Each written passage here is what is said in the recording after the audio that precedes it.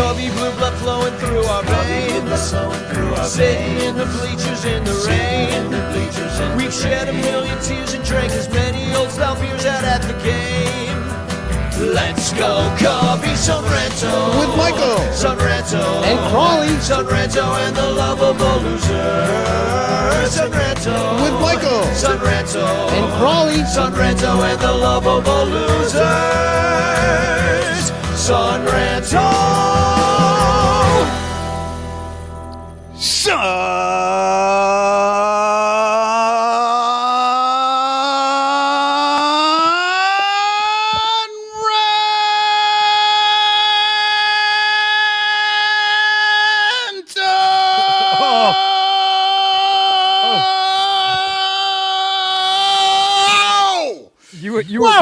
You were basically Placido Domingo hitting the high note in Nessun Dorma until you cracked.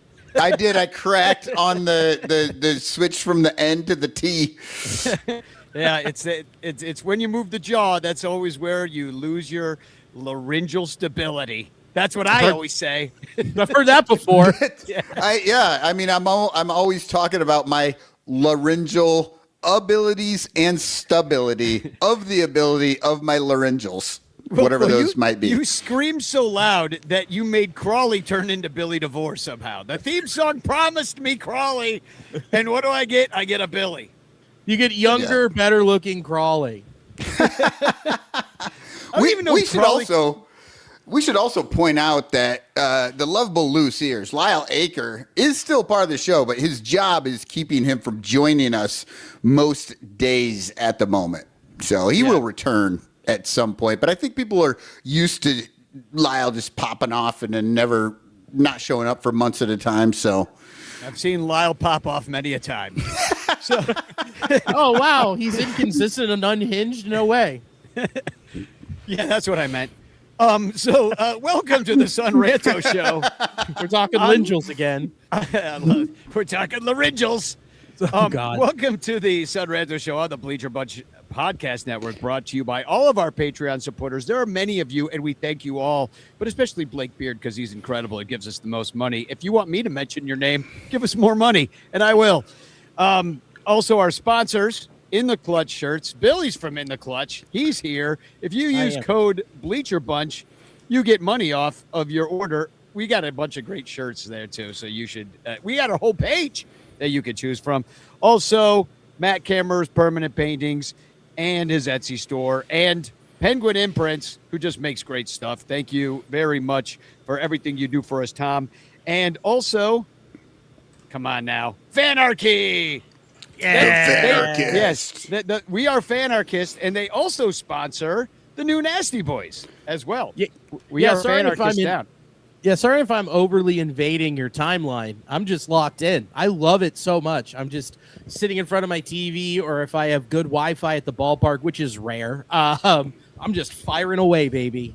Yeah, you are a huge Fanarchist. That you pop into my feed more than any other person on Fanarchy. You might be the most prolific Fanarchist in Fanarchy land.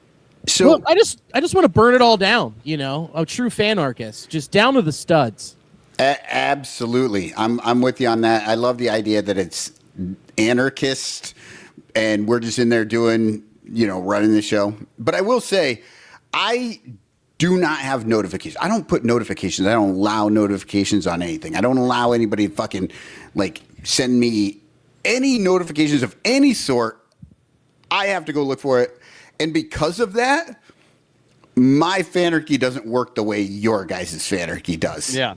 It's kind of like... Mine's all Billy all the time. It's just the Billy Devore show, 24/7. I know more about the Reds than I ever cared to know.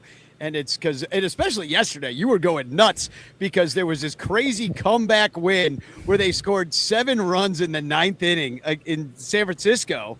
And it was just wild. Wildest game of the year probably yesterday, right, Billy? Dude, they're down they were down 6-1. And I'm sitting on the couch. And Alicia, my wife, who's getting up, she's like, I'm done. I'm just going to go cut the grass. And I looked at her, I went, hey, anything can happen. And she's like, sure. And then goes out, and it happened. It was so improbable because they were on a 24-inning runless streak at one point, like until Sal Stewart homered the night before. And then it was just like, this offense is so inconsistent. We had no hope, just sarcasm and just snarkiness. And then it happened. It was the first time it had happened since August of 1958, where they were down 6+ runs to take the lead. And guess who they did it against? The Giants? The Chicago Cubs. Oh, that sounds like us. Oh, man. Well, we'll get What to that. did you say? August of 1958? Yeah. Oh no, I'm getting confused. I was trying to figure out like were the Reds in the West then, but I think that I'm thinking of just National League then. Yeah. It Yeah. was just National League. There weren't even divisions all white in guys 58. mostly too. It's just like there's like 3 black guys in the league, no Hispanics, like none. Yeah. No. Yeah, just it was a totally different sport then, and it sucked, and It did. especially that day for Cubs fans because they blew a game in the ninth. Yeah. All right, here's kind of what I want to start with today because we just had a shitty West Coast road trip. Every baseball fan who's anywhere east of the Colorado Rockies know what a shitty West Coast road trip feels like. I think it's universal amongst baseball fans. You go out west, you change time zones, you lose baseball games. Like that is how it goes. We lost 2 or 3 to the Mariners. We got walked off on twice. It was mostly Randy Arozarena just sticking it up our butts the entire time. Cal Raleigh decided to come back from the dead as well against us. And so that was frustrating. So the bullpen blew a couple games. And then the same thing happened in Arizona. Well, I won't talk about the wins yet, but we blew a game late against Arizona, and then we just didn't show up the final day. Had 2 hits and a big fat nada. But it was a very unsuccessful road trip. We could have easily gone 5-1 on that road trip. Easily. And instead, because we outscored, just so to prove to everybody that run differential does not fucking matter, we outscored both of the Mariners and the D-Bags. We outscored the Mariners 27-11, lost 2 or 3. We outscored the D-Bags 11-7, lost 2 or 3. Doesn't matter. Well, to be fair, Arizona does lead the league in comeback wins after the 7th inning. It's so they don't just do it to the Cubs, and it happened to the Reds. Like they do it to everybody. Yeah. Yeah. But I don't know. It's one of those things. Whatever. The fucking Cubs are just eating shit on their own. You know what I mean? Like the pitching holds up and the fucking batting goes away. Starting pitching holds up. Right, starting pitching. But at the same time, it's like the bullpen goes in, the game is 1-0. The fucking offense doesn't score at all for them, you know? And it's like, even if the bullpen holds that, doesn't allow 1 run, they don't win, you know? And they did give up some in some of these, but I don't know. Well, we got to talk about the bullpen because that's really the implosion. And Billy, as a Reds fan, you know all about bullpens you cannot count on. But brother, I know about imploding from all sides. Okay, I'm a Reds fan. So, but we have. Can you implode from all sides, or is it just inside? Well, brother? I suppose you could, like a star, like a big red hot star imploding in on itself. You know. Yeah, have you seen one of those? You like take a balloon and then you roll it onto a garden hose, and it just keeps getting bigger and bigger and bigger, and then just pops everywhere. That's been this season for me. Yeah. You actually had hope at one point in this season. Yeah, it was in March and April, and then May happened, and June happened, July happened. July is currently happening, and September is unbelievably brutal. July, you just skipped August. You just have a long ass terrible July. It's so bad. It's trauma that I've blocked it from my memory. So to be fair, you know, I listen to your show every week, and you guys held out your positive attitude way fucking longer. Like, our team is 18 games over 500, and we're like, this fucking team sucks. Yeah. Your team is under 500, and every week I was just like, when is this going to change? And then it was like right after the All-Star break. You guys had an episode where you're like all the way up to there. Positive, All-Star break. Right after you're like, oh yeah, this season's over. Well, yeah. Well, they just sat on their balls at the trade deadline, which is absurd. They didn't do what they did. They said, oh, we like the core of guys that we have. We feel like we can go for it. And it's like, okay, so you're going to go for it. Then you should add pieces to be better. But instead they traded their hottest hitter in Nathaniel Lowe for a guy in single A who is a lottery ticket. And then nothing they traded Caleb Ferguson for cash. So they actively got worse when saying that they trusted the guys that they have. They didn't even get better for the future, really. They just they're like, let's be worse so that everybody will be sad in Cincinnati. That was the Cubs last year at the All-Star break. They did the same thing. Actually, I think the Cubs maybe did slightly better because they brought in some actual players that were supposed to play on the big league team. And those players, how many games we get out of them, Danny? 4 out of both guys? Oh, like Mike Soroka? And, I think when he starts once, twice. Somebody else. Yeah. They but it was the same thing that you're saying, Billy. They were like, oh, we like the core. We really like what we have. And so all we're going to do is move a couple of middling minor leaguers to get a guy that can, I don't know, pitch sometimes. I don't know what the fuck they were thinking. And then even that went bad. Yeah, well, then also to put the cherry on top, I don't know if you guys saw this, they put on waivers Eugenio Suarez and TJ Friel. It's there's a time when you can trade these guys and get something instead of putting them on waivers and saving $3.7 million on 2 dudes. And then everyone, they cleared waivers. They looked through it. Everyone's like, they suck. Yeah, nobody wanted him. And Eugenio Suarez would make a great Cub because he kills us. And just bring him in. If they would have just brought Eugenio in, and DH'd him just for this series at Wrigley Field against the Reds. Yeah. It would have been worth $3 million in home runs because he would have hit 6 of them. Yeah. Well, I've not even against the Reds. The Brewers, too. 1 week of Eugenio Suarez against the Central may actually save may allow the Cubs to catch the Brewers, but they're not going to pick him up. No. We got Ian Happ. Yeah, at Wrigley Field, he's got 16 homers, 40 ribs in 65 games. Yeah, he's literally Babe Ruth when he comes to Wrigley. He might as well start calling his shots like the Babe did. Oh, I know. Back in the 30s. And then Milwaukee, he's got 12 homers and 31 RBIs in 58 games.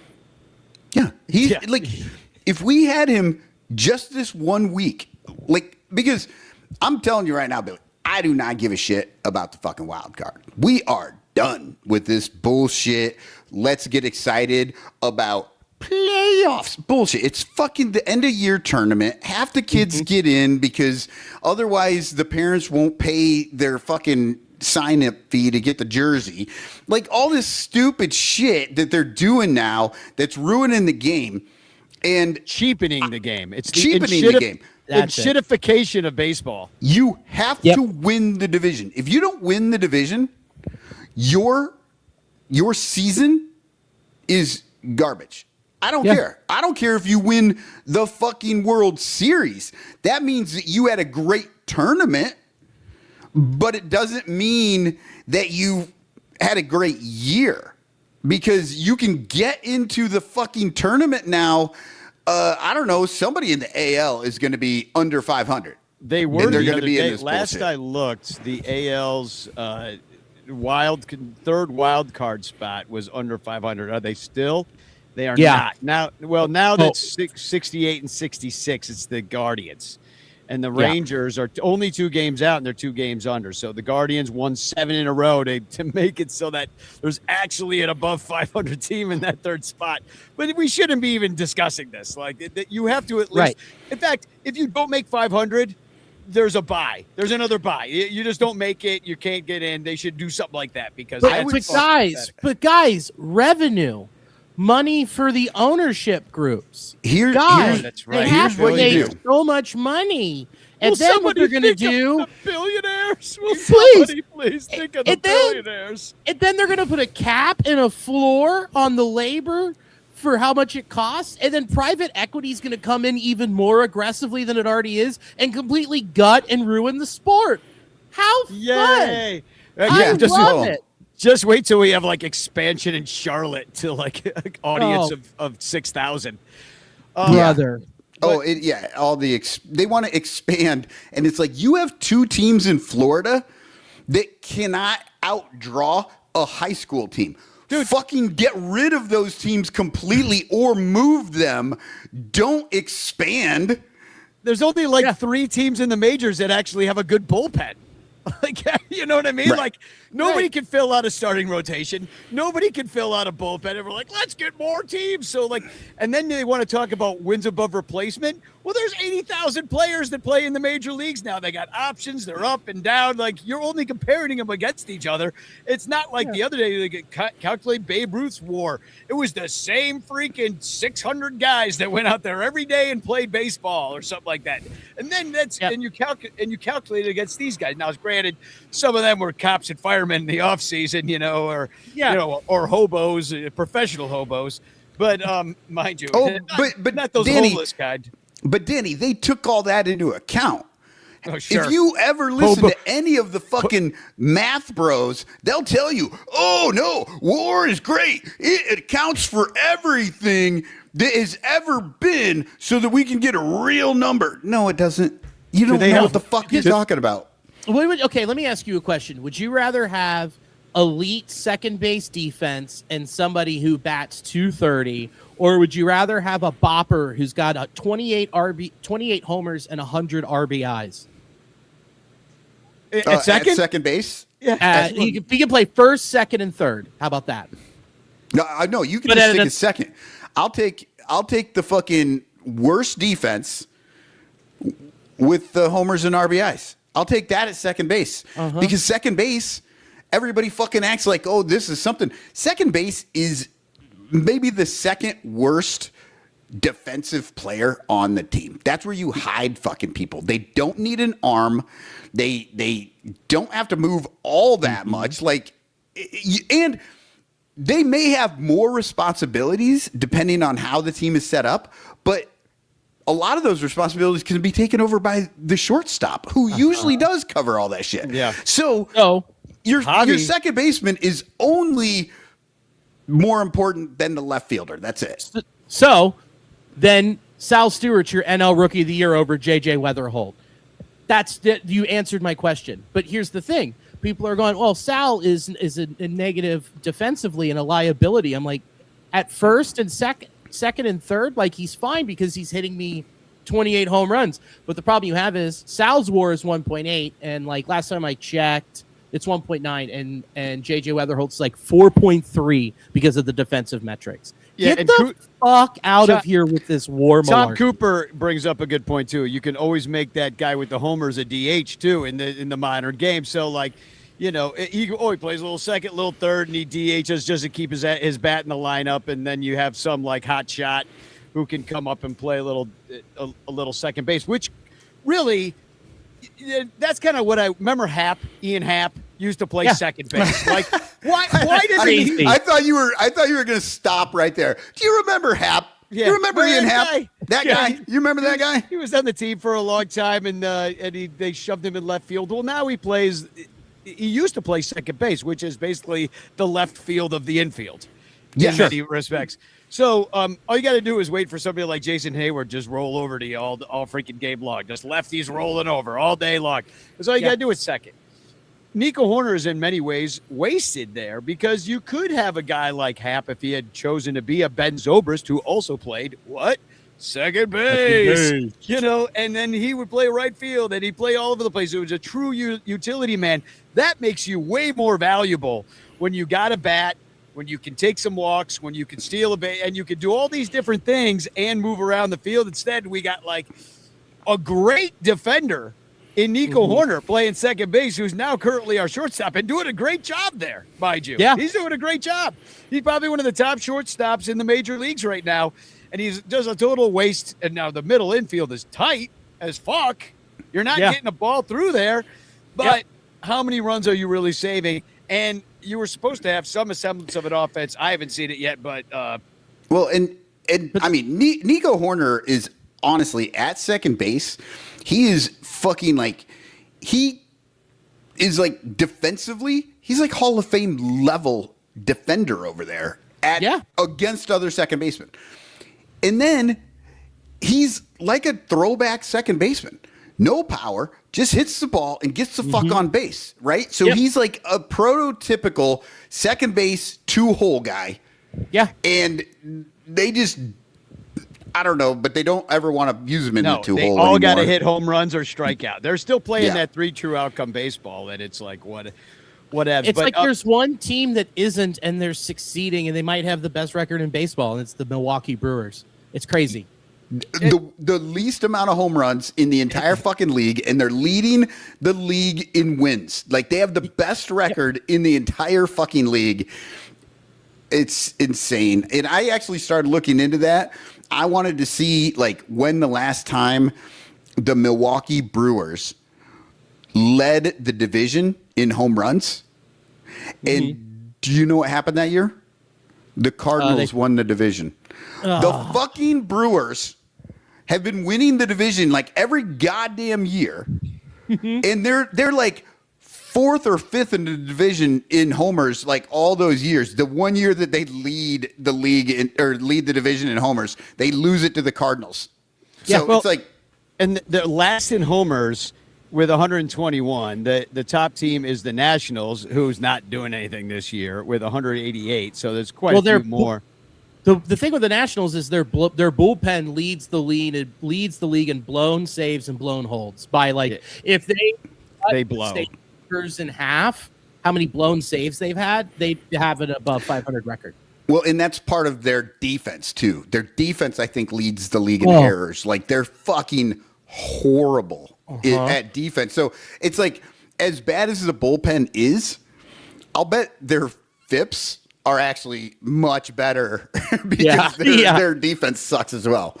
Well, the Brewers also lead the league in like they have the lowest chase rate, the highest on base percentage, highest average, and highest contact percentage. They just like took baseball and went, hey, what do we used to do? Get them on, get them over, get them in with just slapping the ball. And they're like, hey, how's the cheapest way to do that? Not hitting home runs. Yeah, so they perfected.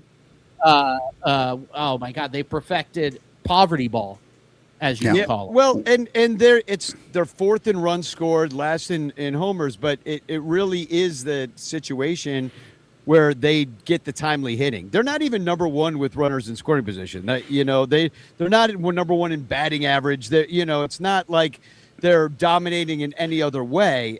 It's just that they manage to win baseball games, and the elite pitching, of course, is doing a lot to help that out. But I got to talk about our bullpen, because that's really what's faltered, because we got Daniel Palencia back this week, and he blew up in an 8th inning spot. Jacob Webb blew up twice, and Zephyr Junk has been total ass since he has come to the Chicago Cubs. He has an ERA over 7 in his 9 appearances. 9 times he's been out there, and he's sucked in almost every single appearance he's had. He's given up 7 runs in those 9 times he's gone out there. And he was exact opposite. He hasn't struck anybody out he was more than a strikeout an inning for the Angels. What the fuck? Well, I wonder what they changed with him. Yeah, I was about to say, what did they change? Like, was it starting with his slider? Is he throwing it less? Is it more fastballs? Because his slider is gnarly. I don't know, but I'll tell you this though. They're hitting him. The is Cubs, what they're doing. The Cubs game planning whoever is doing that sucks balls. Like, they are so bad at this because, I'll point this out. It's Shota Imanaga, right? The last time he went out there, he threw 72 pitches in 2 innings because he couldn't get an out in the 3rd inning. Now, Shota was all over the place, right? He was definitely all over the place. He did not have it. Did not have it. But when he did have it, every strike was inside. Your dude throws maybe 90 as a fastball, and you're serving up a steady diet of inner third? No, that's a bad idea. If your guy throws 90, you might want to put those balls on the outside of the fucking plate and not let them get, go inside once, twice maybe. You just to show them I will do it. Yeah. But you look at the pitching charts, and these balls are all fucking inside, and you're like, well, yeah. Why is he getting destroyed? Well, probably because he's throwing a fucking 90-mile-per-hour fastball and an 80-mile-per-hour slider on the inner third of the fucking plate. And if he misses, it goes to the middle of the plate. That's bad.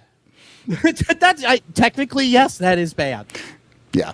And you have to believe there is a coach, or there is some fucking mathematician somewhere that has told him that's what we want you to do, right? Mm-hmm. Because any normal fucking pitcher in the world is not going to want to try to do that.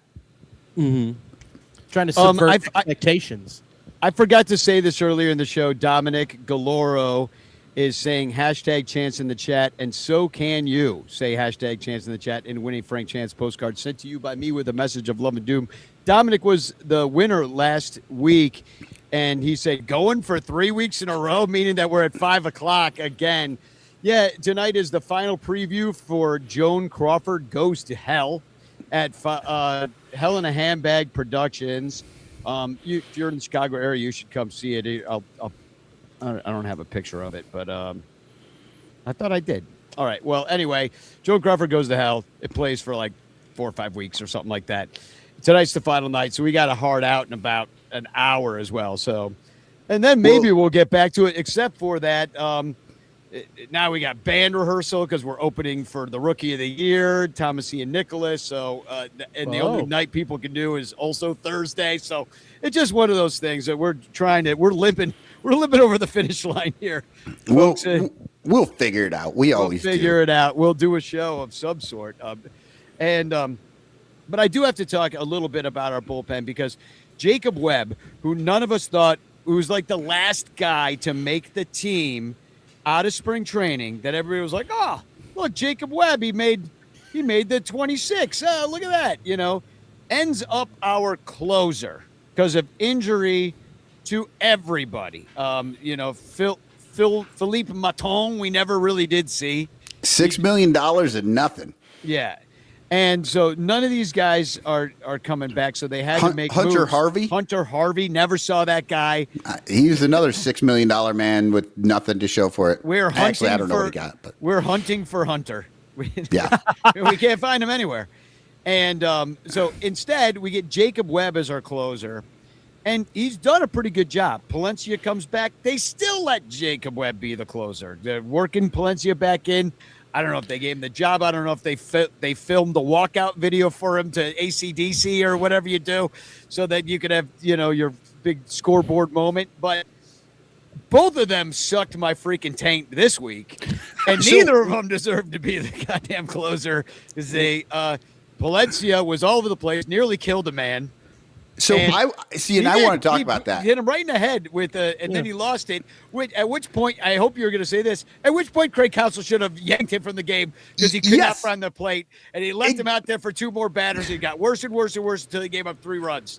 Exactly what I was going to say, Danny. So Palencia is just getting back. He's just getting in the swing of it. He did not have it. He hit the dude in the face, and you could tell by his reaction, he was horrified that he had done that, right? So that's already fucking with his head. the next batter, and he does have to face the next batter to get that was his third batter of the inning. He's got to see him before they can pull him, right? He walks him. He can't fucking find the plate, maybe because he almost killed a man right before that, and his fucking head is not in it.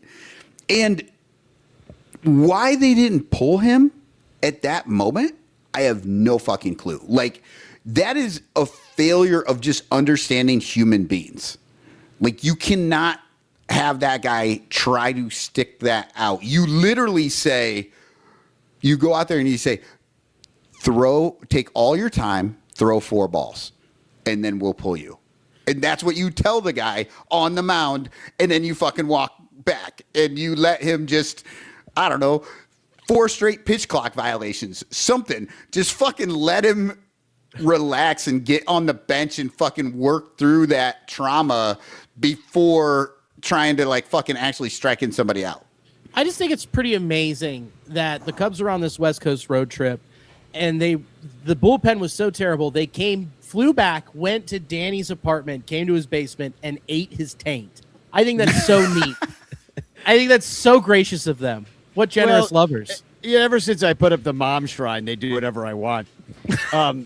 But the other thing we got to talk about, which is not only our bullpen implosion, but the umpire's brains implosion yesterday in the game. Because I don't know if it would have mattered. The Cubs would have only scored one run on the play. They didn't score any, and they lost 2-0. So they would have lost 2-1 had PCA scored on a balk, which, listen, that was crazy.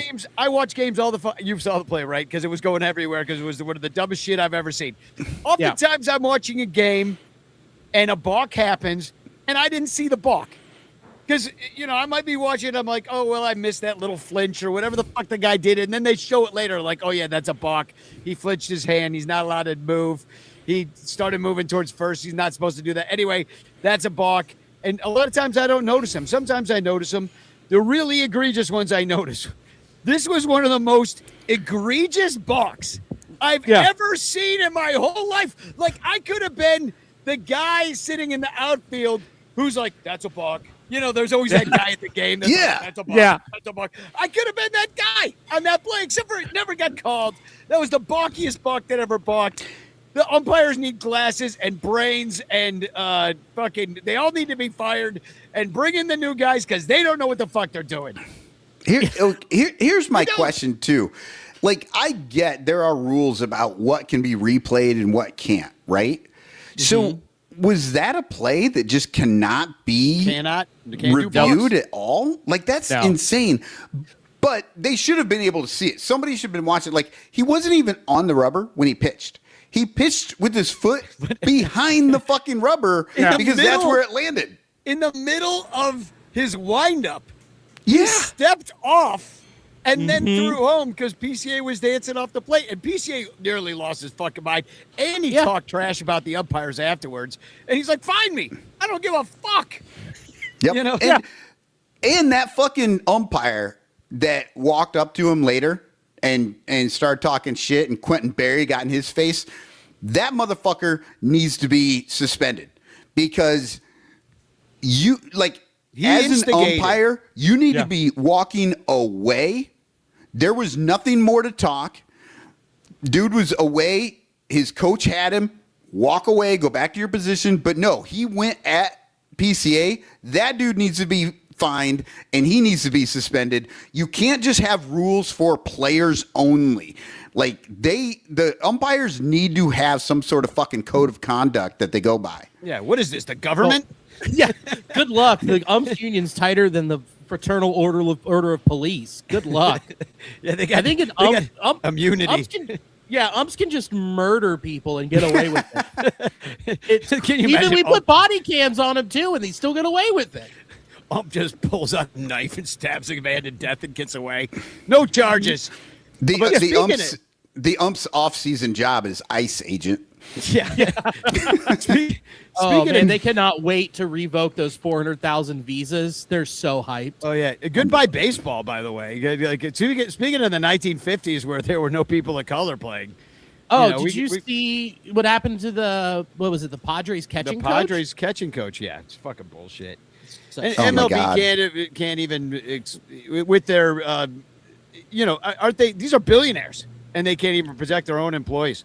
Fucking ridiculous. Well, and then they can't say anything because they might lose their antitrust exemption, which they shouldn't even fucking have in the first place. Well, But, and then the deal that Manfred made is like, hey, you stay away from my game, you stay away from my players, and in exchange, it was the Pete Rose in the Hall of Fame conversation. That was the trade, and they're making it happen. And now it's such shit. I would laugh my ass off if that actually happened. If Trump came out No, and that's was just that's like the real thing. That Remember, really happened. Yes, he tweeted. Trump was, just zooted on his medication. It was like Pete Rose, Hall of Fame. Oh boy, get him in. And then No, I remember that. I remember that, yeah. beckoning. Right. And then that was supposedly, from what I have heard from my back channels, which they're good. It's that was the trade. Ice leaves alone baseball. Pete gets to go in the Hall of Fame. Well, then I guess Pete's not getting in now. Because Ice fucked it up. Well, Yeah, they took the catching I'm coach. with you. Yeah. I don't think Yeah. Pete's going to get in. Maybe they'll just drag their feet on that until we get another Tim Curry, Dolly Parton situation. Yeah, well, it's not like Pete can die again. He's Right. been dead. Unfortunately, he cannot. I would celebrate that yet another time.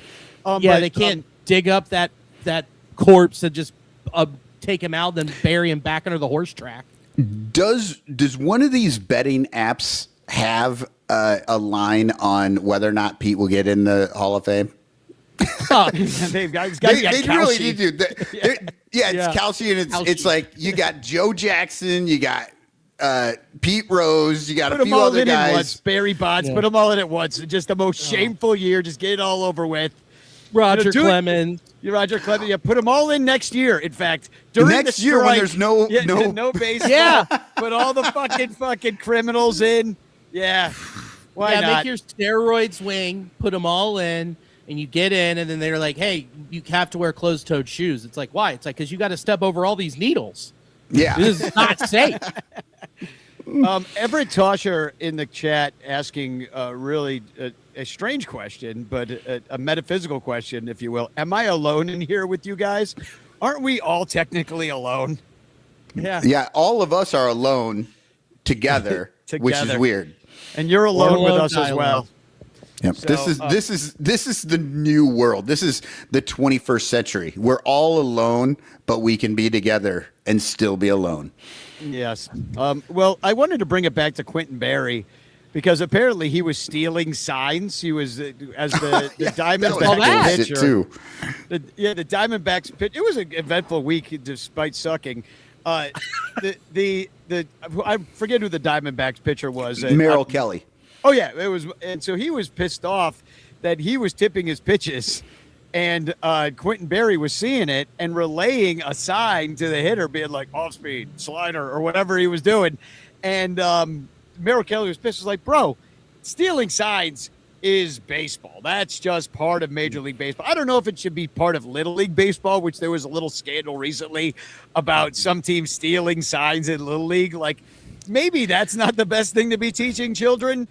But maybe it is, though, because they got to live in the real world, too.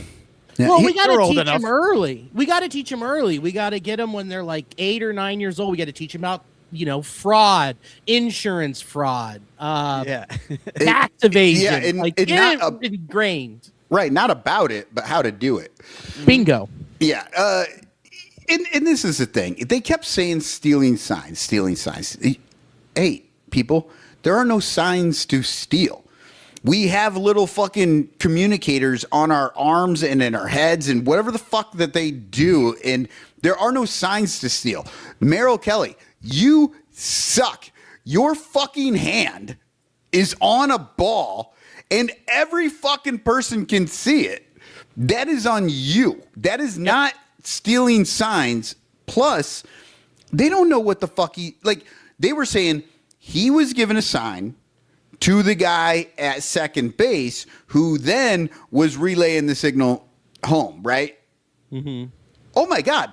Do you know the kind of fucking coordination you have to do that? That is insane. Like, it's almost impossible to do in the first place. And I mean, I don't know, third base coach, he gives signs to the guys on the bases. That's what a third base coach does. I don't know if he's telling him what the fucking pitch is, or if he's just saying, don't steal, or do steal, or jump up and down and do fucking jumping jacks. I don't know what he's saying.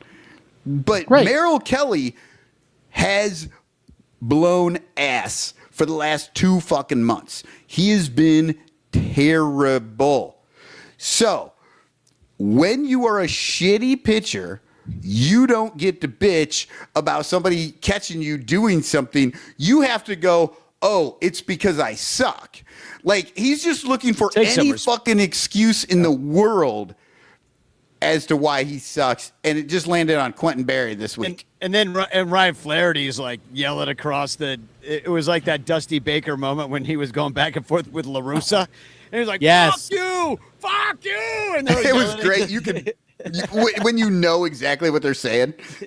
Oh, yeah. Ryan Flattery just being like, hey, fuck you. Fuck you. Fucking sick it in your ass. Yeah. And the best is, like, have you ever seen the clip of him when he was in the batter's box against the Yankees and he's just going, fuck you, and then licks his lips? Incredible if you haven't.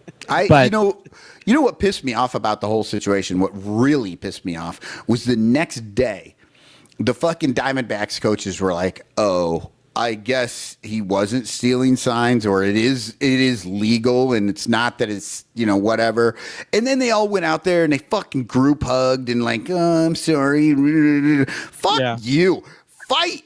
Be dicks. I want these teams to dislike each other. I don't necessarily want to see fights, but I want to see jawing. I want I want the energy level up and going. I do not want them, look, Little League, hug it out, bro. Like, you're gonna be in your classroom with that kid all week. You leave it on the field. Just hug it out. But these guys are fucking professionals. Like, be angry. And your coaches. You're not even fucking on the field with each other. Be dicks. I want to hear them talk shit. No, let the kids fight, stab each other. That's awesome. You gotta learn. Steal signs, cleats in the face, all of it. Play like Ty Cobb. Come on, just don't be the racist thing, Yeah, right. The last thing I wanted to talk about, because there was some, in this segment anyway, is that there is a new proposal from the owners. Just came out today. Here's the main bullet points: is that there's a now free agent signing windows, so they got to do it like in the winter meetings time, and then there's another signing window like right before spring training. That's one thing. And then, one less year until you get to hit the Rule 5. So that gives guys an opportunity to find a new team if they're not getting used. And there's one, they have to set weekly rosters.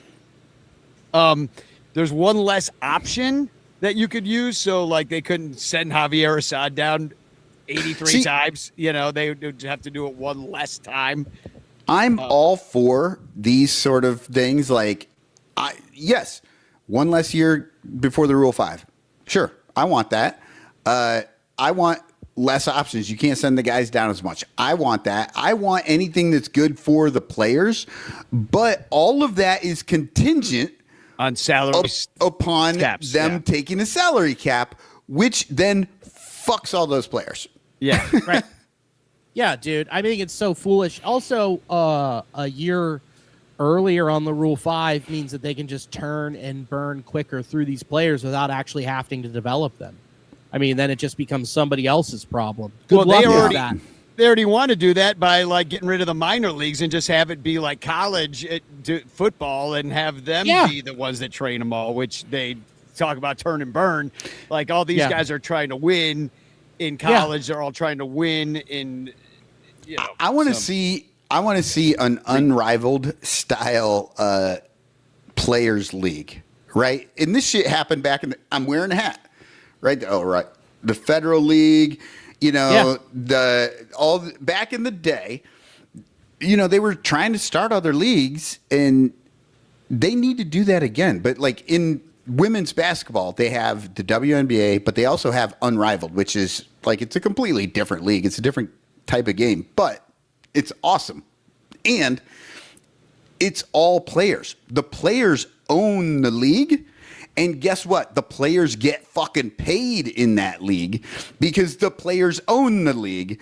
Unlike in the WNBA where they had to have a fucking lockout and all the bullshit so that some players can get paid. And, you know, so I would love to see the owners just kind of keep pushing this and eventually the fucking players just break off and go to Texas. And I don't know, the fucking state is big enough. You can have like 4 cities and just have 2 teams in each city and play baseball.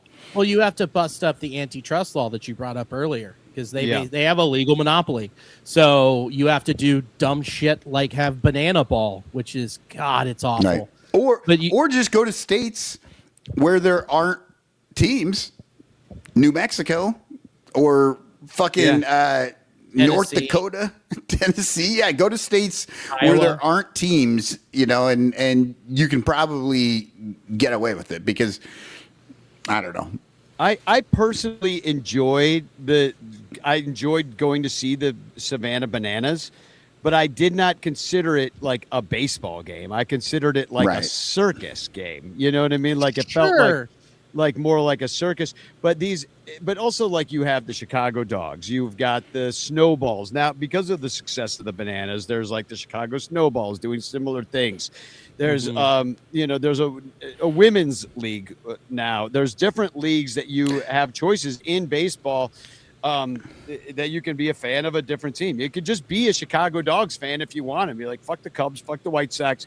I'm a Dogs fan. I go to Dogs games. I go watch the Schaumburg Boomers. Maybe the people in the burbs, they like that instead. And next summer, when the Major League Baseball is not playing, we will become a Chicago Dogs fucking podcast. And remember, we were a Rakuten Monkeys podcast for a while. We were doing Taiwan. And that was really fucking hard to follow. We can actually follow the Dogs and go to those games. Like, I say we do it.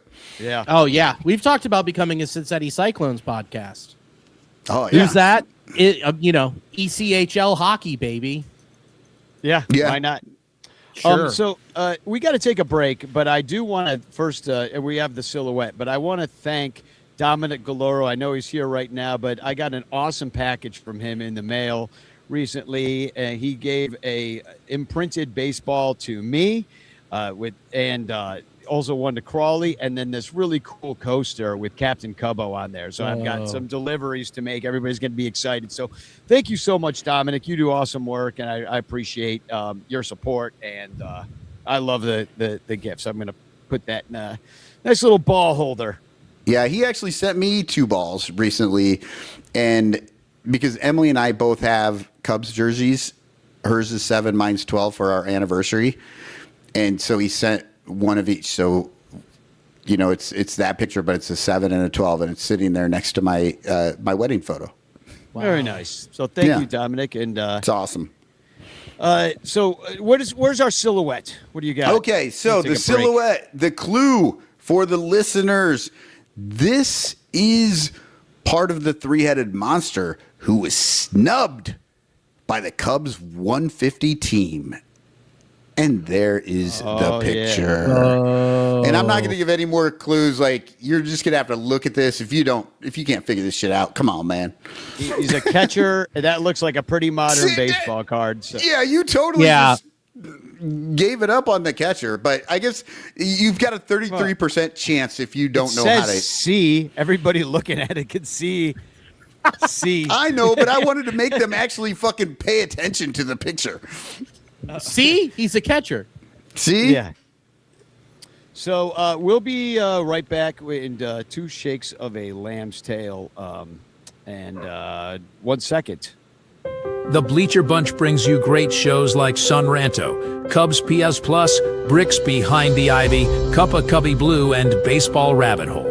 But you could be getting so much more when you subscribe to our Patreon page for as little as $1 a month at patreon.com/BleacherBunch. Get access to our exclusive daily show Cubs Pod, where we recap every single game. Plus, be the first to hear Cubs music, get early access to events, and receive an invitation to join our Discord Cubs community, where fans just like you show up every day to rant and rave about our beloved boys in blue. Most importantly, 10% of your Patreon pledge will go directly to help the Lost Boys Youth Baseball program. So join us. There are perks at every level, like the Renter Calendar, absolutely free, and name recognition for you or your business. We are independent Cubs podcasters, and we need your support.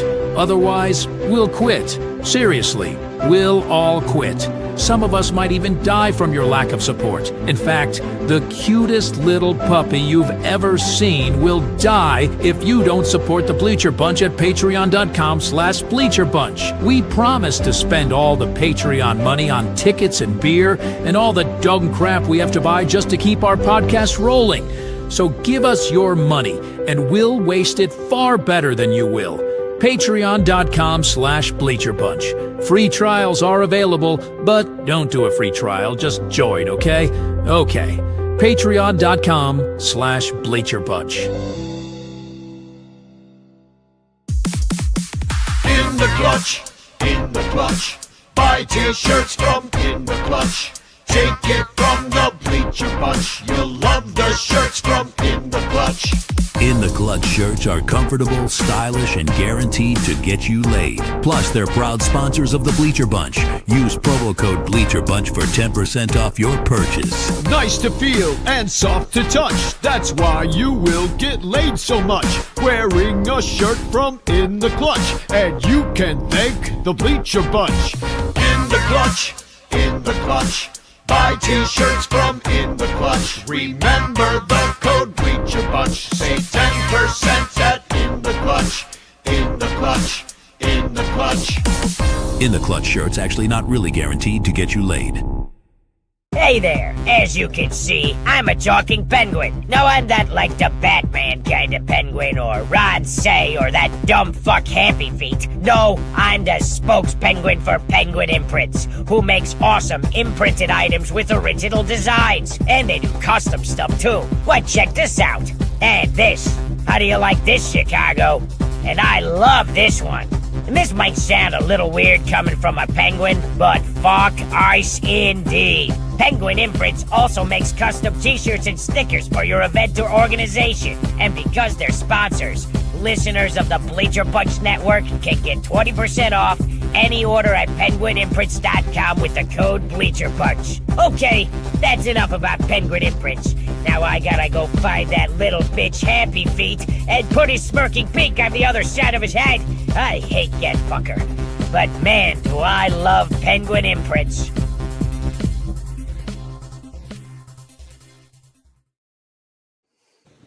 And All we right. are back. And who's that cubby? Yeah, well, we had a bunch of guesses, which I don't know what's going on. Dominic, I don't know if you listened to the clue or saw anything. He said Johnny Evers. Johnny Evers did get snubbed from the 150 team, but That's probably why he guessed it. not this. And then Everett Tosher says Randy Hundley. No, Randy Hundley is on the 150 team. So that Randy was a very Hundley good. played in black and white as well, so he did not play in color. Yeah, exactly. And then Yumper says Wellington Castillo, which I love the callback, but absolutely never going to make the 150. But at least he followed it up with this. I didn't see the picture. So he's just guessing. Everett made another guess and said Ross. That is incorrect. Tom Cooper went with Montero. Again, incorrect. Artie Boucher, Mr. Fourth Row, went with Wilson Contreras, and he is correct. It's Wilson Contreras, part of the three-headed monster. And none of those guys, honestly, they should all be listed as one spot on the 150 team because all three of those dudes caught not only throughout the season, but throughout the playoffs. In the World Series, all three of them batted and got, I believe they all three got hits in Game 7. Like they all three played in Game 7 because when you have three catchers, I guess you just use all three catchers. Like it's fucking amazing. I don't know if there has ever been a team who used three catchers in one World Series game, and it wasn't even like injury related. They just fucking put all three catchers out there for the matchups. Well, I'm glad you brought up the 150th anniversary team because you know what it's time for? 150 years ago. Oh, Don't worry, God. folks. We're almost at 151, and you'll never see that drop again. It makes my skin crawl when Dude, I AI 150 AI makes me sick to years my ago. stomach. It does. Sometimes it gives you this weird feeling where you're like, The there's way something that- invading me. The way the seams move on the baseball unnaturally makes my skin crawl. Yeah, it does. That is one of the most unsettling videos I've ever seen. I've seen a lot of horror movies, and very few of them come close to what AI created for that fucking Yeah. video. Yeah, It's horrendous. It's like when their knee in a horror movie when their knees bend backwards and they crawl on the ceiling in an unnatural way. It kind of feels like that, you know. Yeah. Except more innocuous. So let's talk about the Cubs' 150th anniversary team. They dropped it because I guess they need more content for the marquee network because apparently a playoff-bound baseball team is not good enough to keep people interested. It's you got to do dumb shit like talk about how the fact that we've been around since 1876. Well, they know what this team is. They do. They get it. They're like, yeah. I don't know. I don't know what the I'll tell fuck you is this going much. on. There is not a single guy on this current team that made the 150th anniversary team. No, So- you are wrong. Oh, they did? Who made it? Ian fucking Happ. Oh, he did? Oh, Hell yeah, Ian he did. Happ. well, And let's start I there. wanted, Ian Happ made it. and Yeah, I there he is. absolutely You're wanted right. to talk about this. So I was looking up this stuff. Al Yellen had his article talking about all these. Yeah. And he said that he would not have put Jose Cardinal on there. He would have put Kyler. But Yeah. how the fuck? No. Ian Happ is on this list. You get rid of Ian Happ for Kyler. Like if you're looking for a spot for Kyler, it's Ian Happ's name on there, not fucking Jose Cardinal. I just want to know, like, why isn't it 3 outfielders? Like, why do they choose 7 guys on it? It's like it's supposed to be the team, you know, the one team. Like, all these guys can't play. They picked 3 for each position for the most part. Except, I gotcha, yeah. Well, actually, So you know now it what, should be though? 9. They didn't. Sometimes they did there more. are. There's 3 managers, 3 catchers. There's 4 first basemen. Yeah.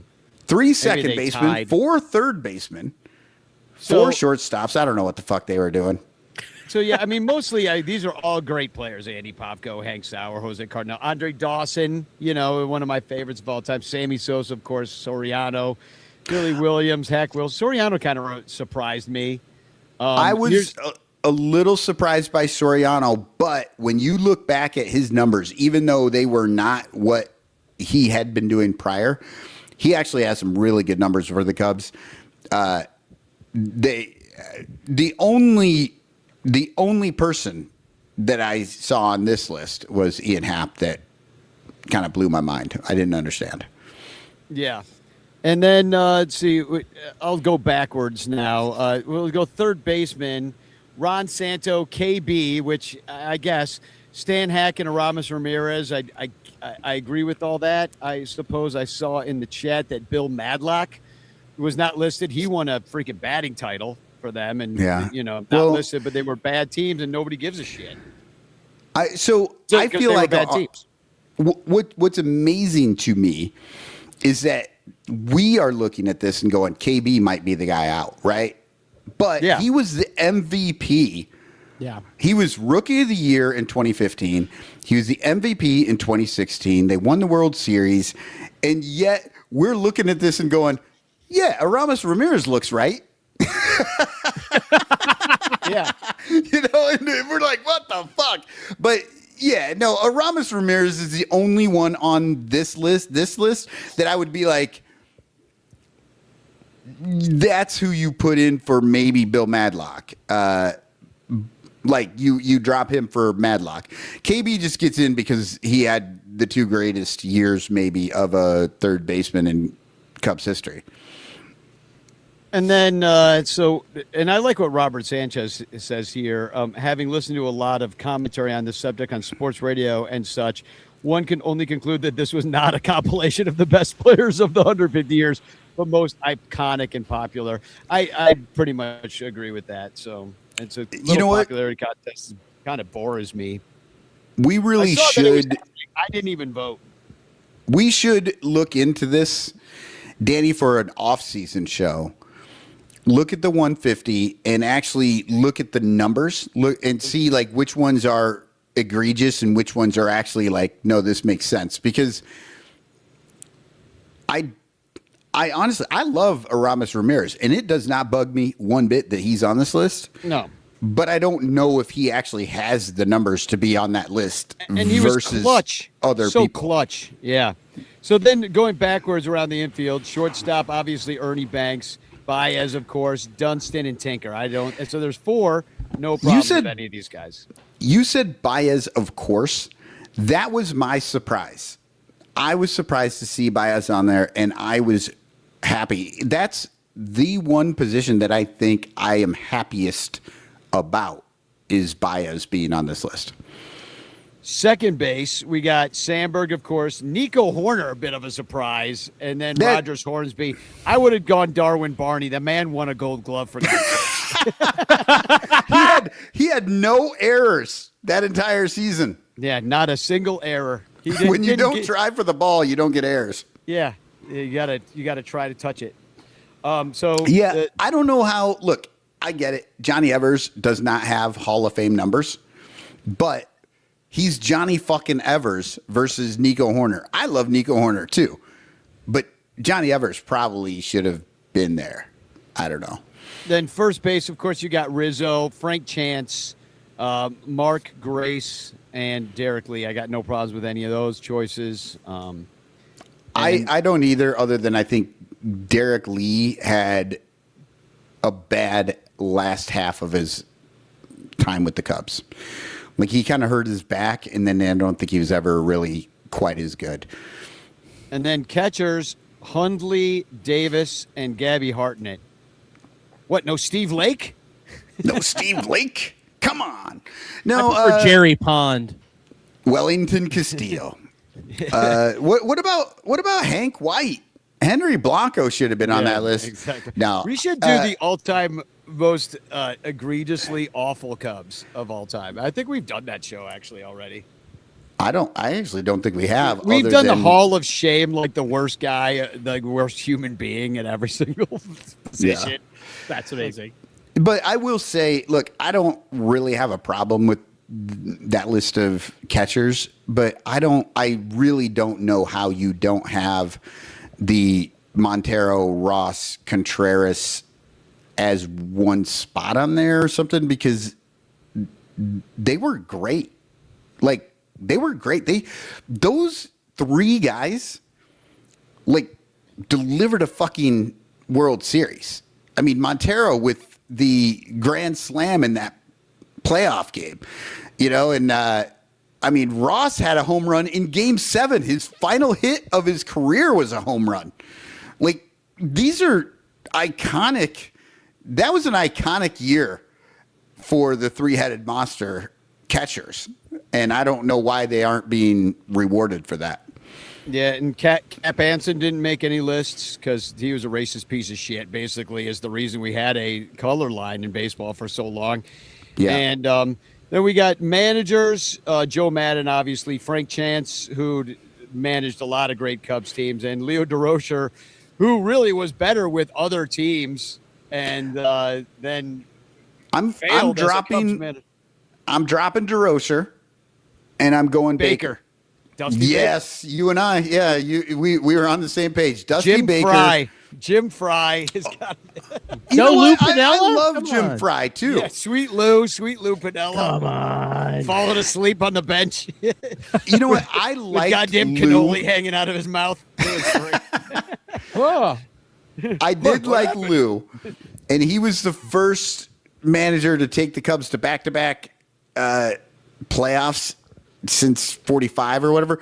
But he did not prepare that team. Like, I don't know, both those teams sucked in the playoffs, and at least 2003, Dusty Baker did something pretty impressive.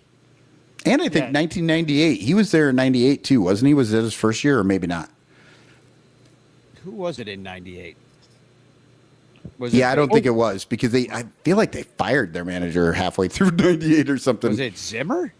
No, that was '89. '89, yeah. Yeah, I got that switched around.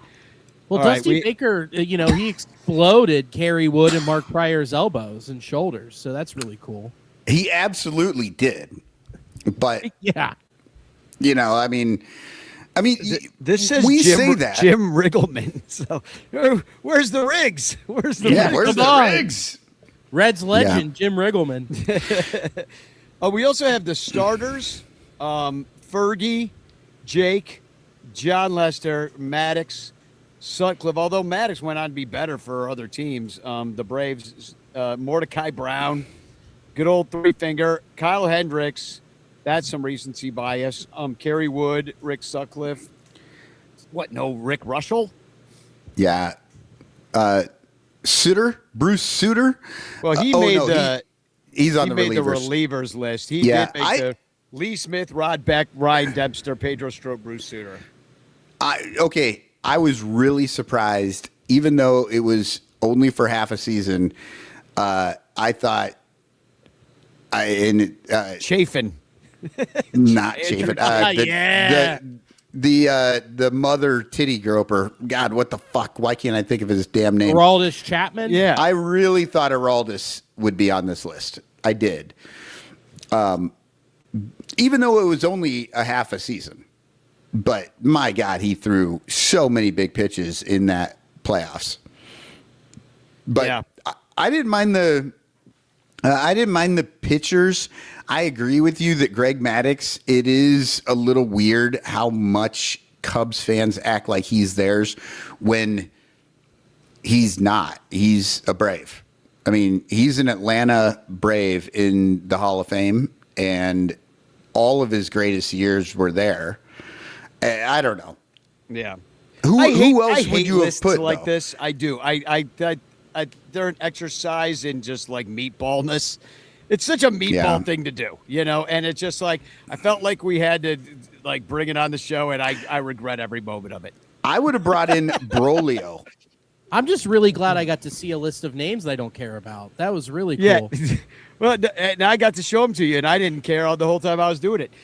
Ken Holtzman is another one that Tom Cooper brings up. There's always going to be snubs on these lists. Yeah, I feel like Maddox is the only one, oddly, on this list that I would not 100% sign on to. Yeah, Mitch Williams, couple, Mr. Fourth Row and Tom saying Mitch Williams. I mean, 89. Like, it depends on your era. There's a lot of recency bias, as we see in the Nico Horner choice. That's crazy. But you want to know what really happened 150 years ago in Chicago? A huge $1,000 per yacht race that took place on Lake Michigan. Everybody went out to the lake to watch the Frolic from Chicago try to beat the Inna from Toronto. So everything goes through again. A yacht race. Exactly. It was thousands watched from excursion boats as the yachts battle over a 30-mile course. And the Canadian yacht, Inna, suffered a broken halyard. as you do. Well, Jesus Christ. And they dropped its mainsail, but they recovered it in the end. The Frolic from Chicago won. It kind of reminds me of what's going on now as we rename a Great Lake to Lake America. In Lake Ontario is no more. Yeah, I saw somebody say that Canada needs to rename Lake Michigan into like Lake Halifax or some shit. Because why not? Just fucking After there Lord are Halifax no rules a anymore. Brit, I'm going to call it Lake Rocket. Why not? I'm going to start naming shit. Why does he get to do it? This is a fucking America. Lake Danny Rocket. Let's go. There we go. Oh, did you guys not see the new proposal? It's really cool to rename the Pacific Ocean. Epstein I can't- Ocean. Epstein. Really cool. So let's talk about the Reds team in a little bit. Do we of have disarray. to? Well, I mean, really? We're going to face you, so we might as well let Cub fans know what they're in for as we get swept this weekend and how bad the Reds have done recently because they've lost their last 4 series. You would have gotten swept by the Giants yesterday, except for that amazing comeback in San Francisco. You DFA Suarez after he's a huge part of that comeback. He hits a grand slam. Next thing you know, he's DFA'd. Hilarious. Yeah, Well- I thought he was a rookie on the Cubs with that DFA. That's Well- usually what the Cubs do. Supposedly, he was DFA'd on Tuesday because you get 48 hours to claim it. So he was DFA'd on Tuesday. There was 48 hours, and Gino hit that dong knowing that any team could have picked him up. They saw that, and they were like, you know what? Still no thanks. Wow. Jesus Christ. Yeah. Well, I mean, you know why they did it, though. Everybody did it because now they don't have to pay the rest of the contract. Like now, if they pick him up, it's a prorated $750, I think. No, But if he's they not picked him up, he was put on waivers. He was not designated for assignment. okay. I We thought he was made it through DFA'd. waivers, yeah. Yeah. Okay. And he'll my be bad. there in Chicago to stick it up our ass all weekend. I know, So will man. Friedel. Oh, dude, no. No, he won't. He has not just been bad. He's lost a step and a half. I mean, he totally changed his swing in the offseason trying to get more power, which is exactly what you want from your leadoff hitter. Like he just made the whole direction of this offensive approach has been dog shit. It has been feast or famine, where it's 24, 25, 26 innings straight with no runs. And then all of a sudden you score 7 to come back and you beat the Giants. Like, it's just We told mind-boggling you how terrible. it's been going for the Cubs. We beat them. We beat in the only game we beat the Mariners. We beat them 19-2. Yeah, but you also- we lost you- all the 1-run games. We have 3 dudes that have OPSs over 100 in our lineup. I mean, you've got Matt McClain batting 196. There was, for a while, Brian Hayes was having a worse statistical season and average than Lou Gehrig in his last season playing baseball. Lou Gehrig, when he had a disease already named after him. Yeah. What are He the odds? had ALS, and Brian Hayes was just like, hold my beer, but don't shake it. Like, Oh my God. That is. Wait, Yeah, wasn't he already shaking that beer if he had ALS? And I'm looking Oh, at no, the. that's Parkinson's. My bad. That's Parkinson's. whatever. I'm looking at the numbers here, and yeah, it's the 5th worst OPS in baseball. It's Yep. but you've hit a lot of homers. Yeah, we're 6th in homers. Yeah, and you're also 6th in walks. So it's like you're trying to be the Cubs. It's just not working out because that's Yeah. what the Cubs do. We hit the most. Well, in the month, this last month, the Cubs have hit the most home runs in baseball, and they've they. Do you take wanna a know shit how ton of many? walks. I actually wrote that down. 69. No, we have 43 home runs in August. That's crazy. But check this out. In July, we had 30 home runs. Right? We had 30 home runs in July, You had All-Star break, though. 43 in August. But here's the kicker. 14-10. That's the record for both months. Now, of course, the Cubs still have a few more games, so it will change. But right now, they played 24 games in July because of, the break, So they had 30 home runs. They went 14-10, and they have played 24 games this month. They have 43 home runs, and it's the same goddamn record.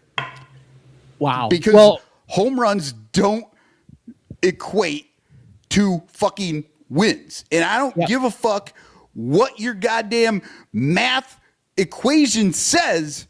WAR is individual, and that is not good for your team. And that is why, Billy, your team sucks right now because they are playing for WAR. And that is why the Cubs are fucking all over the place, because they are also playing for WAR. They just happen to be slightly better than the Reds. Well, the problem that you also have with the Reds is, yes, they're up there in walks and homers, but then our average for runners in scoring position is around 200, the worst in all of baseball. So guys get on, they'll walk, or somehow hit a homer, but no one's on, or they'll get on and then strike out. Because they're still trying to hit homers, right?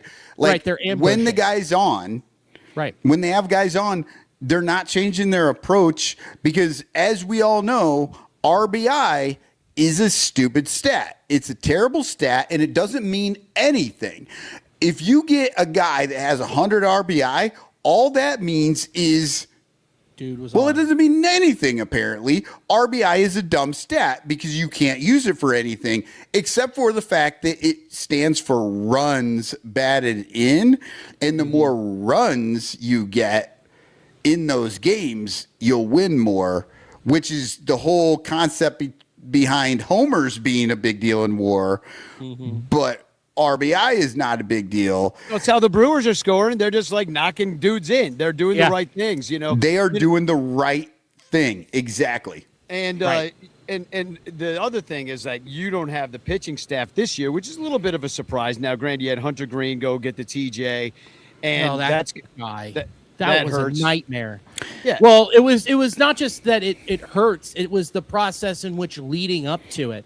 I mean, he had these bone spurs towards the end of last season in his elbow, pitched through it, said, he felt fine, didn't go get it checked out, goes to spring training, pitches, and he's like, ow, it hurts, owie wowie, goes, gets it checked out. They take the bone spurs out.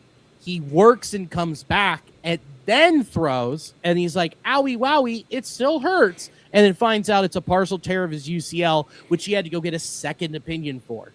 I mean, Did you guys hire the Cubs trainers or something? That sounds brother. Like we share them. It's crazy. We probably do share them. That's why both teams have such bad trainers, is because they're always somewhere in Indiana in between both teams.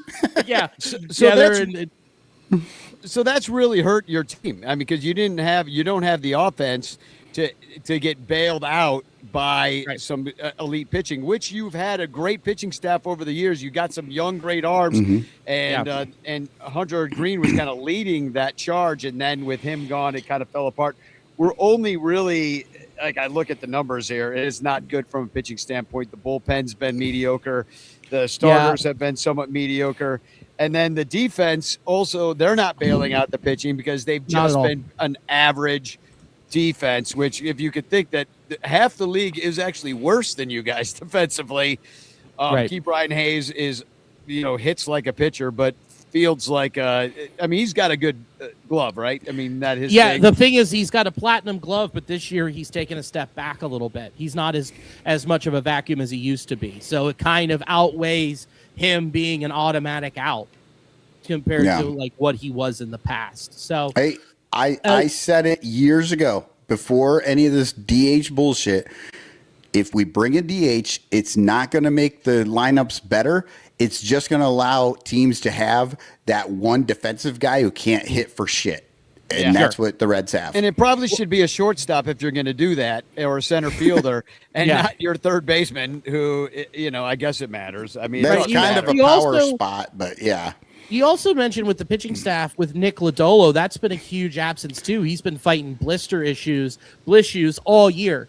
And it's the way that he holds his changeup and the way that he holds his slider, that which like it's developing these crazy blisters. It got even worse this year with the new ball. Since the seams are lowered, there's no real place for him to push off, and it's just been a huge issue for him. So he combine him with losing Hunter Green, it's like, cool, you don't have two of your three-headed monster. Luckily, Chase Burns has been as advertised. The guy's been spectacular. He might have been tipping his pitches in San Francisco in his last outing. We don't really know, but because he's had it happen to him one other time before, and that was against the Red Sox, like his third start in the league. So I think he's going to bounce back. Rhett Lauder's been up and down. He's coming back from missing all of 2025 with a shoulder issue, and he's going tomorrow. He's going tomorrow. He looks like a dirtbag. He looks like Mitch Williams. He looks like a total dirtbag. Oh, you got Lauder versus Gosman? Yeah, unfortunately, that's Lauder goes tomorrow, not against Gauss. It's not dirtbag freaking mullet night on Saturday. Gaussman goes Saturday. Lauder goes Friday versus Peterson. Saturday's Andrew Abbott. The numbers are kind of inflated compared to what he actually is. The guy's a hoss. He's really good. The guy when he's got his north-south going with his fastball and then low with his changeup and slider and sweeper, he's locked in. He's just had some unfortunate. He pitched in the rain 3 times in a row that just totally skyrocketed his ERA. And then in Arizona, he got into the 7th and Tito left him out there for an inning too long. So I think that he's going to bounce back, have a good outing. But man, I'm really excited for Sunday. I mean, that's going to be a fun matchup of Burns and Shota. Yeah, and it's also they're inducting. It's a night game. They're inducting Jody Davis and John Lester and Vince Lloyd into the Cubs Hall of Fame. So they're going to be doing some pregame ceremonies, and they're also giving away a Johnny Knoxville bobblehead. Here it is, right here. There's Johnny Knoxville. Oh my God! It's Harry Carey. Whoops. Now, did Harry Carey? Here, I have so many problems with this fucking bobblehead. I know what you're about to say.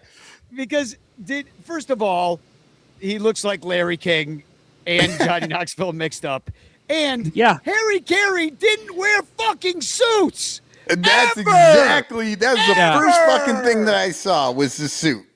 He's too skinny. And he's too skinny. There's no beer. Where's the beer? Then he's got a cup of coffee. What the fuck is Harry Carey to drink coffee? He drank beer, you idiots. And what's the black thing sitting there? What is that? A fucking hat box? What the fuck is that? I don't know. Yeah, I was wondering the box too. That's like the black box from an airplane that crashed somewhere. That's his monitor. Monitor? They didn't have monitor. What are you talking about? Monitor? Like his audio monitor, so he could hear himself, you know? Everyone could hear Harry. Yeah, we heard Harry from the left field. There you go. Exactly. That's my Harry Carey. Billy pops in with the greatest Harry Carey impression ever. Budweiser. Night. Well, do you want to know who's got the worst Harry Carey impression I've ever heard in my fucking life? Oh, God, I can already smell this impression. Reds fans are a bunch of losers. Big fat chili dog chewers. But here come the drunks who eat fried cheese in chunks. The idiot fans of the Brewers.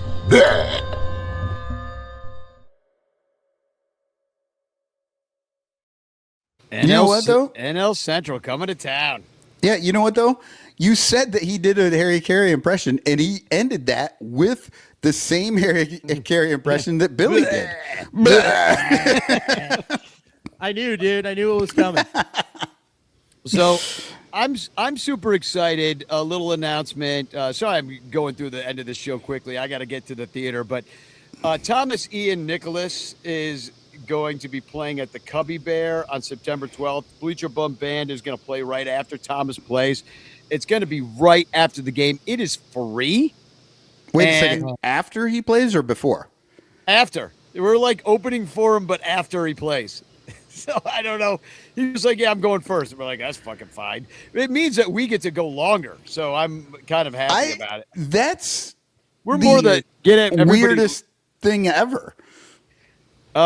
Yeah, it happens though from time to time. I think maybe he's got somewhere to be, but we're going. Then you second. need to start promoting this as Thomas Ian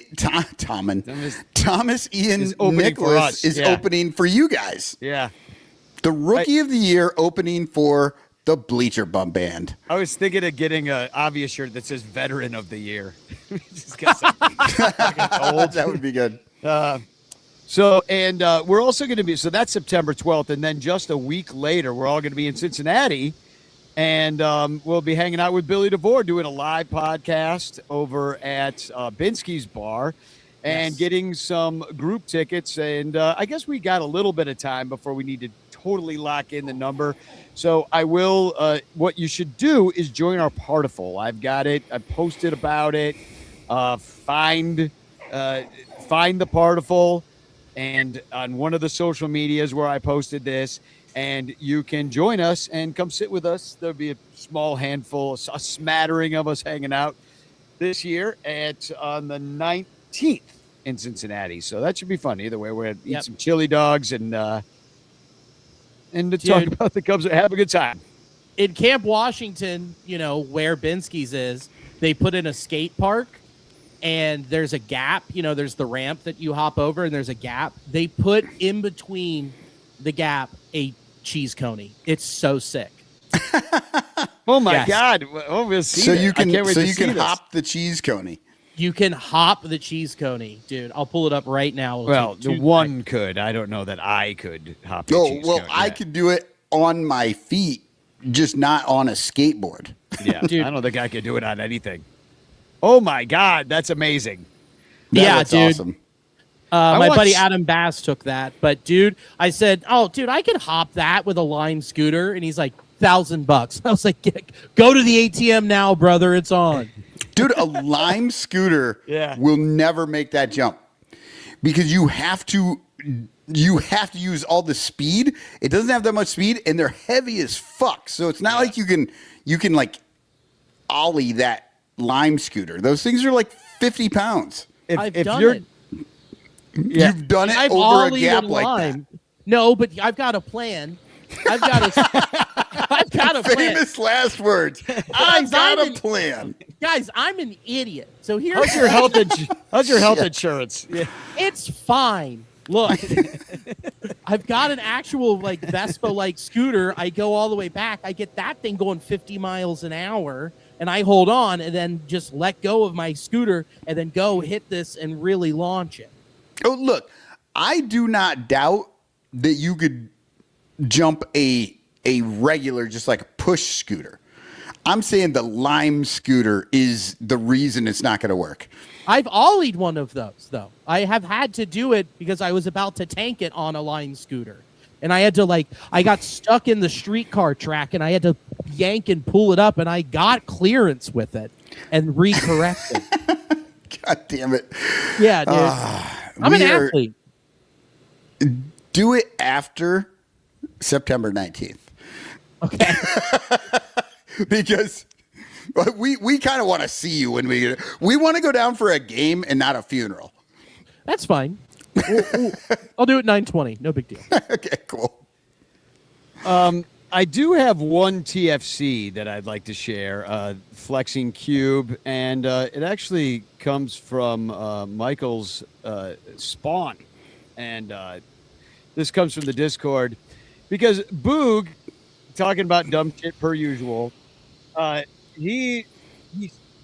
commented on the Discord. I said, "Thanks for letting us know that they were chanting 'Let's go Cubbies,' Boog," as there was no way we couldn't just hear that if you didn't shut the fuck up, because we heard all the fans on the broadcast going, "Let's go Cubbies." But he's like, "Oh, the fans are chanting 'Let's go Cubbies.'" And Mr. Fourth Row agreed with me. He said, especially with the roof closed. And then Son of Ranter said, "Boog at a Led Zeppelin concert. If you listen, the band up there is playing Stairway to Heaven. Anyway, Taylor, about your plans on travel day." Yeah, that's great. Yeah. That's great. Shut up. Boo Boo. can explain anything except for what is happening in front of him. Like, he does not understand the game, but anything else that somebody is feeding into his earpiece, he can fucking explain that. No, he sucks. He fucking sucks, and everybody thinks he's good. Like he made like the top 5 of awful announcing as announcers. And I'm like, Oh my god. Yeah, they were it's fucking ridiculous. I hate all lists. Yeah. It's a bunch of people who don't fucking watch every day. And so when they watch, they're like, oh, well, this is fun. Well, yeah, it's fun if you hear it once for like 2 hours. Yeah. But if you hear it 162 times a year, you want to fucking murder someone.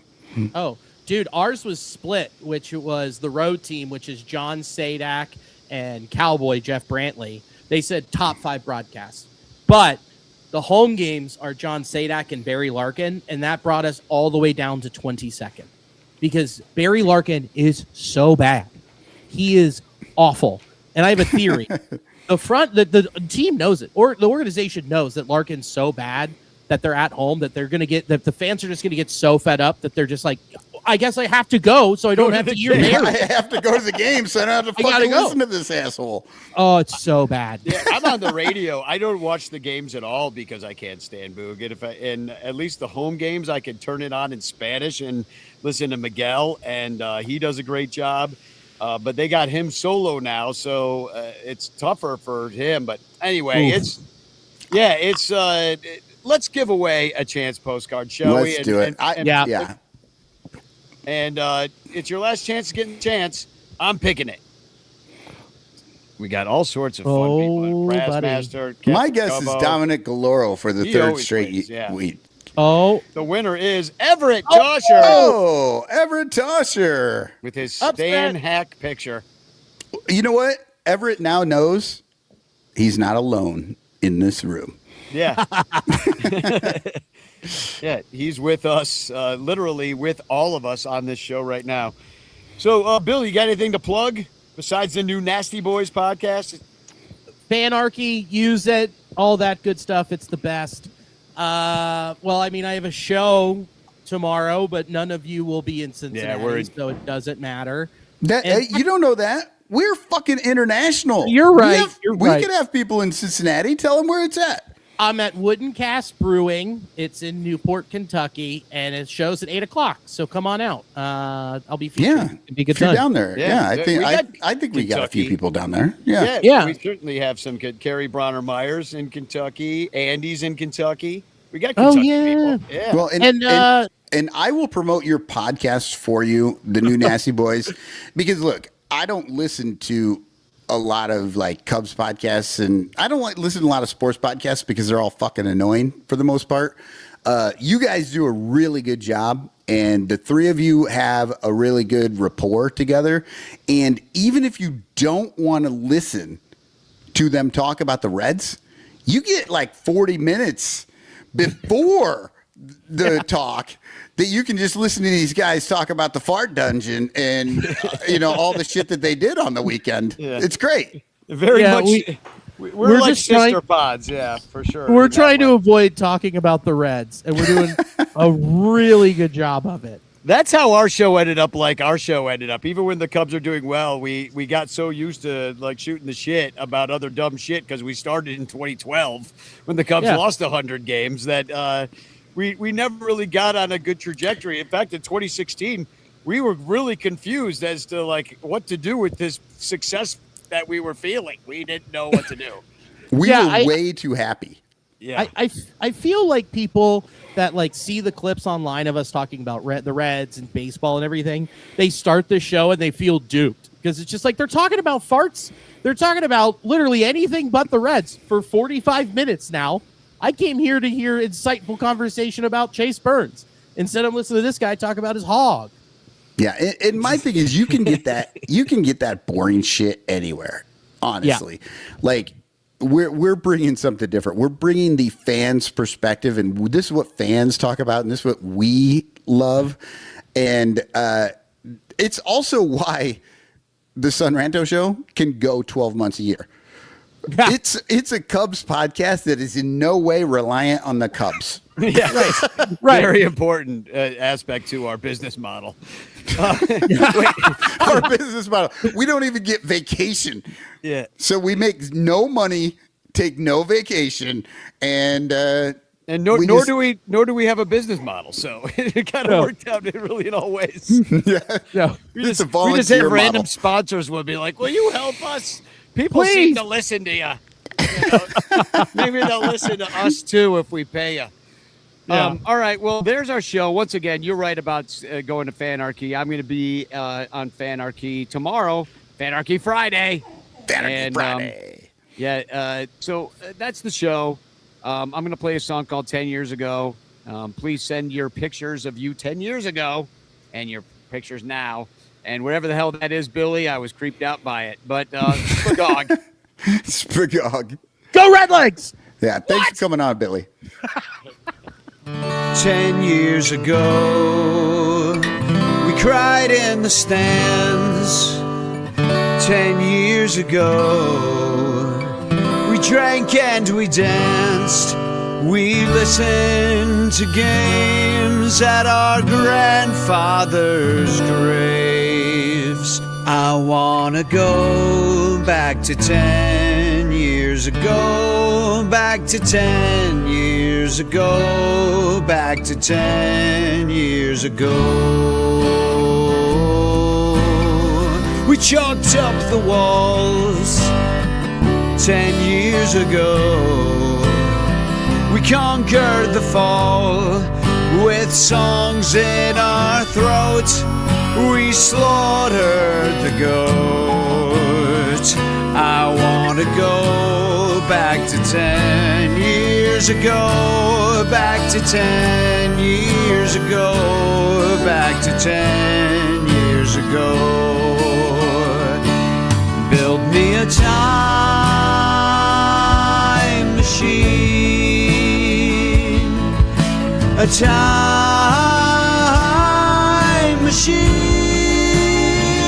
I wanna go back to 10 years ago, back to 10 years ago, back to 10 years ago.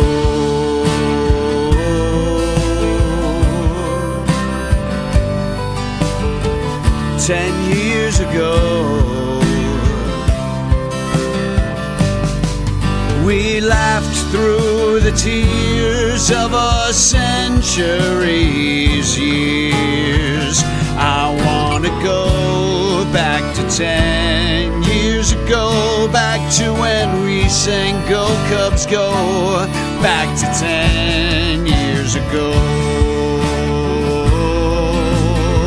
When we were all young, 10 years ago, we finally won a family and friends. Let's remember when, and we can go back to 10 years ago, back to 10 years ago, back to 10 years ago.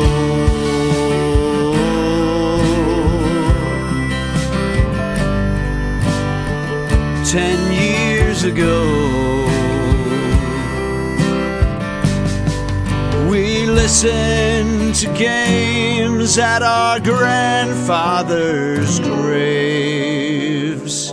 I wanna go back to 10 years ago.